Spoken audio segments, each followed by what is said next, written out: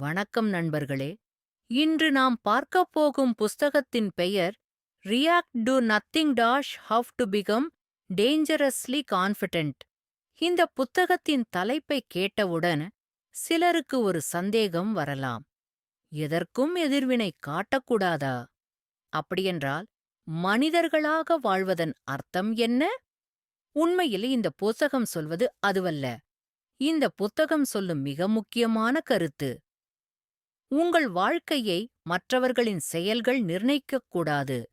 உங்கள் மனநிலையை மற்றவர்களின் வார்த்தைகள் கட்டுப்படுத்தக் கூடாது. உங்கள் மகிழ்ச்சியை வெளி உலகம் தீர்மானிக்கக் கூடாது. இன்று உலகத்தில் பலர் திறமையில்லாததால் தோல்வியடைவதில்லை. பலர் அறிவு இல்லாததால் பின்னடைந்து போவதில்லை. அவர்கள் உணர்ச்சிகளின் அடிமையாக இருப்பதால் தான் பல பிரச்சனைகளை சந்திக்கிறார்கள். யாராவது பாராட்டினால் வானத்தில் பறக்கிறார்கள். யாராவது விமர்சித்தால் தரையில் விழுந்து விடுகிறார்கள். யாராவது கவனிக்கவில்லை என்றால் மனம் உடைந்து விடுகிறார்கள். இந்த நிலையிலிருந்து வெளியே வருவது எப்படி?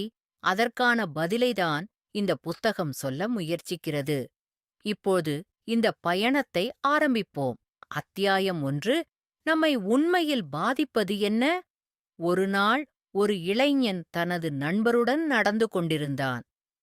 அப்போது சாலையோரத்தில் இருந்த ஒருவர் அவனைப் பார்த்து சிரித்தார்.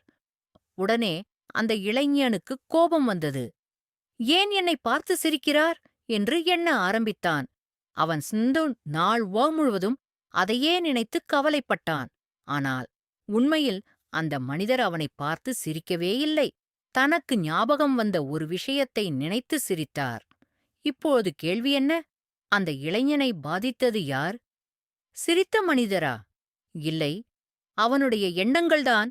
நம் வாழ்க்கையிலும் இதேதான் நடக்கிறது. ஒருவர் ஒரு வார்த்தை சொல்கிறார். அந்த வார்த்தைக்கு நாம் ஒரு அர்த்தம் கொடுக்கிறோம்.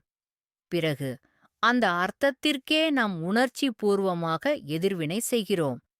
பல நேரங்களில் நம்மை பாதிப்பது நிகழ்வு அல்ல, நிகழ்வைப் பற்றி நாம் உருவாக்கும் கதைதான்.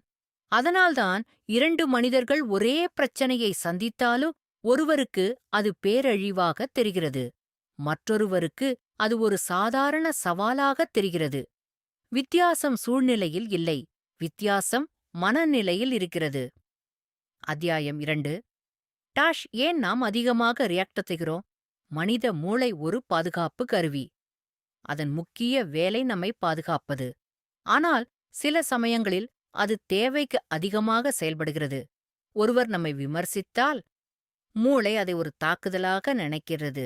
ஒருவர் நம்மை புறக்கணித்தால் மூளை அதை ஒரு ஆபத்தாக நினைக்கிறது. அதனால் உடனடியாக எதிர்வினை கொடுக்க தூண்டுகிறது. ஆனால் ஒரு நிமிடம் யோசித்து பாருங்கள்.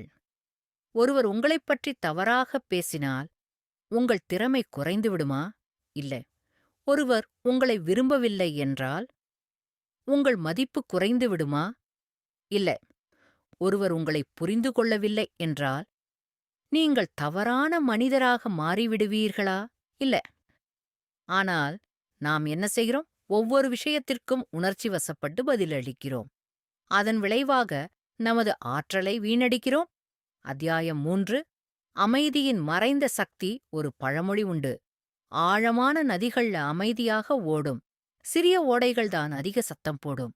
உலகத்தில் மிகவும் வலிமையான மனிதர்கள் யார் தெரியுமா? எப்போதும் பேசிக் கொண்டிருப்பவர்கள் அல்ல, எப்போது பேச வேண்டும் என்று தெரிந்தவர்கள். ஒரு சிங்கம் தினமும் தனது வலிமையை நிரூபிக்க முயற்சிப்பதில்லை. அதற்குத் தேவையும் இல்லை. அது தன்னைப் பற்றி தெரிந்திருக்கிறது.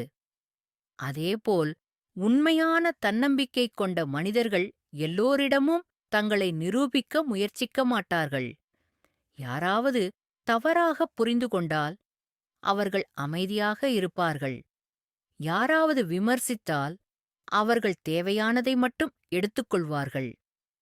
யாராவது அவமதித்தால் அவர்கள் தங்கள் பாதையில் முன்னேறுவார்கள். ஏனென்றால் அவர்களின் கவனம் இலக்கில் இருக்கும், விவாதத்தில் அல்ல. அத்தியாயம் 4.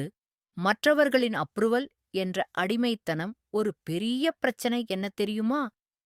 நாம் எல்லோராலும் விரும்பப்பட வேண்டும் என்று நினைக்கிறோம். இதுதான் பலரின் தன்னம்பிக்கையை அழிக்கிறது. சமூக வலைதளங்களில் ஒரு பதிவு போடுகிறோம். எத்தனை பேர் லைக் செய்தார்கள் என்று பார்க்கிறோம். ஒரு புகைப்படம் பகிர்கிறோம். யார் என்ன கருத்து சொன்னார்கள் என்று கவனிக்கிறோம். நம்முடைய மகிழ்ச்சி நம்முடைய கைகளில் இல்லை, மற்றவர்களின் விரல்களில் இருக்கிறது. இது மிகவும் ஆபத்தான நிலை. நீங்கள் எவ்வளவு நல்லவராக இருந்தாலும் யாரோ ஒருவர் உங்களை விரும்ப மாட்டார்.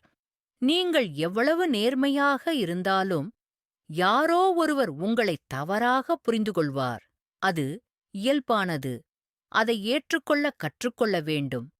எல்லோரையும் திருப்திப்படுத்த முயற்சிப்பது கடலில் இருக்கும் ஒவ்வொரு அலைக்கும் கட்டளையிட முயற்சிப்பது போன்றது. அது சாத்தியமற்றது. அத்தியாயம் 5.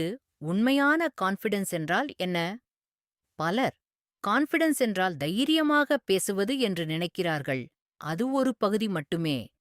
உண்மையான கான்ஃபிடன்ஸ் என்பது நீங்கள் தனியாக இருந்தாலும் உங்களை மதிப்பது, யாரும் பாராட்டாவிட்டாலும் உங்கள் முயற்சியை தொடர்வது, தோல்வி வந்தாலும் உங்களை வெறுக்காமல் இருப்பது, வெற்றி வந்தாலும் அகங்காரம் கொள்ளாமல் இருப்பது.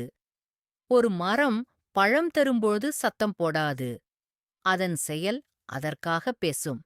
அதேபோல் உண்மையான தன்னம்பிக்கை கொண்ட மனிதர்களின் செயல்கள்தான் அவர்களை அறிமுகப்படுத்தும்.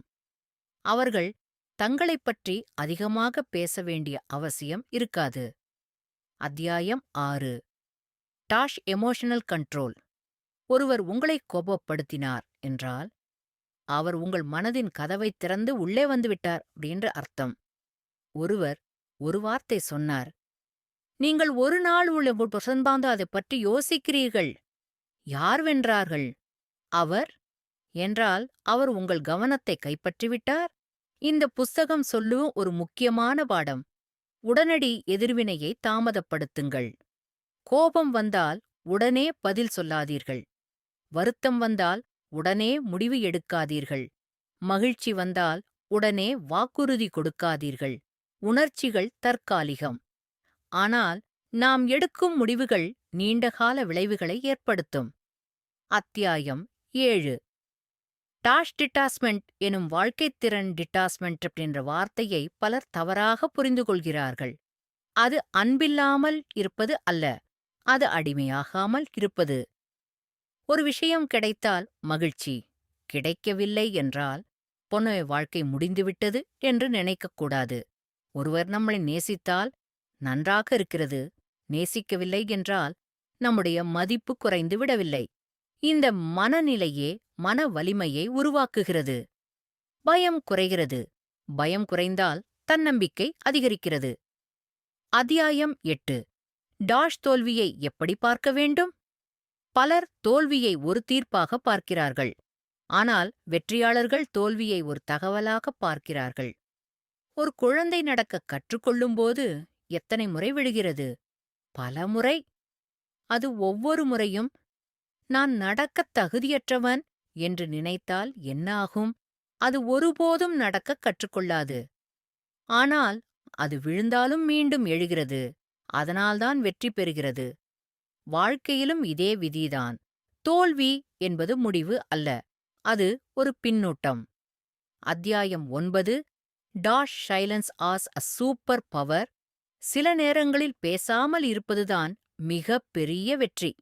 எல்லா வாதங்களுக்கும் பதில் தேவையில்லை. எல்லா சண்டைகளிலும் வெற்றி பெற வேண்டிய அவசியம் இல்லை.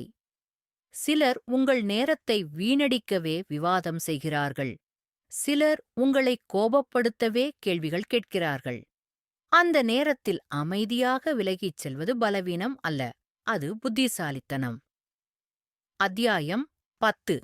Dash dangerously confident. மனிதரின் பழக்கங்கள். இப்போது இந்த புஸ்தகத்தின் முக்கிய கருத்துக்களை பழக்கங்களாக பார்க்கலாம். அதிக தன்னம்பிக்கை கொண்ட மனிதர்கள் ஒவ்வொரு கருத்தையும் மனதில் வைத்துக் கொள்ள மாட்டார்கள். ஒவ்வொரு விமர்சனத்தையும் தனிப்பட்ட தாக்குதலாக பார்க்க மாட்டார்கள். மற்றவர்களின் வெற்றியைப் பார்த்து பொறாமைப்பட மாட்டார்கள். தங்களுடைய முன்னேற்றத்தில் கவனம் செலுத்துவார்கள்.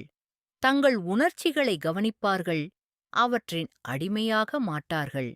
அவர்கள் அமைதியை பாதுகாப்பார்கள். ஏன் என்றால், அமைதி என்பது சக்தி என்பதை அவர்கள் புரிந்து கொண்டிருப்பார்கள். இறுதி முடிவு நண்பர்களே, இந்த புத்தகத்தின் முழு கருத்தையும் ஒரு வரியில் சொல்ல வேண்டுமென்றால், உங்கள் மனதை நீங்கள் கட்டுப்படுத்துங்கள். இல்லையெனில் உலகம் அதைக் கட்டுப்படுத்தும்.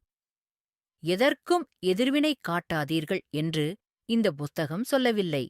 தேவையற்ற விஷயங்களுக்கு உங்கள் ஆற்றலை வீணடிக்காதீர்கள் என்று சொல்கிறது. ஒவ்வொரு விமர்சனத்திற்கும் பதில் சொல்ல வேண்டிய அவசியம் இல்லை. ஒவ்வொரு அவமதிப்பிற்கும் கோபப்பட வேண்டிய அவசியம் இல்லை. ஒவ்வொரு கருத்தையும் மனதில் சுமந்து செல்ல வேண்டிய அவசியமில்லை. உங்கள் வாழ்க்கைக்கு மதிப்பு கொடுங்கள். உங்கள் நேரத்திற்கு மதிப்பு கொடுங்கள். உங்கள் மன அமைதிக்கு மதிப்பு கொடுங்கள். நினைவில் வைத்துக் கொள்ளுங்கள், உண்மையான கான்ஃபிடன்ஸ் என்பது எல்லோரும் என்னை பிடிக்க வேண்டும் என்று நினைப்பது அல்ல. எல்லோரும் பிடிக்காவிட்டாலும் நான் என் பாதையில் செல்வேன் என்று நினைப்பதுதான். உண்மையான சக்தி என்பது சத்தமாக இருப்பது அல்ல, அமைதியாக இருந்தாலும் அசைக்க முடியாதவராக இருப்பது. உங்கள் வாழ்க்கையின் ரிமோட் கண்ட்ரோலை யாரிடமும் கொடுக்காதீர்கள். அப்போது நீங்கள் வெறும் தன்னம்பிக்கை கொண்டவராக அல்ல, உண்மையாகவே டேஞ்சரஸ்லி கான்ஃபிடென்ட் மனிதராக மாறுவீர்கள். நன்றி நண்பர்களே. இந்த புத்தக சுருக்கம் உங்களுக்கு பயனுள்ளதாக இருந்தால் உங்கள் நண்பர்களுடனும் பகிர்ந்து கொள்ளுங்கள். மீண்டும் ஒரு அருமையான புத்தகத்துடன் சந்திப்போம். இதுவரை கேட்டுக்கொண்டிருந்தது உங்கள் சங்கு பாட்டி கதி. வணக்கம்.